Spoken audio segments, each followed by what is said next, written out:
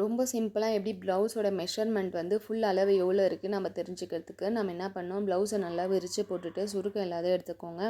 அந்த பக்கம் ஆமோல்லேருந்து மார்க் வச்சுட்டு இந்த பக்கம் ஆமோல் வந்து எவ்வளோ இருக்குதுன்னு பாருங்கள். ரெண்டுமே வச்சுட்டு நம்ம பார்க்கும்போது எவ்வளோ வருதுன்னு பார்க்கலாம். அங்கே பாருங்கள், அந்த சைடு ஆமோல் நம்ம கரெக்டாக வச்சுட்டு இந்த பக்கம் ஆமோல் வச்சு பார்த்திங்கன்னா 20 வருது, 20 வருது. அப்போனா பேக் சைடு வந்து 20, ஃப்ரண்ட் சைடும் வந்து 20 தான்.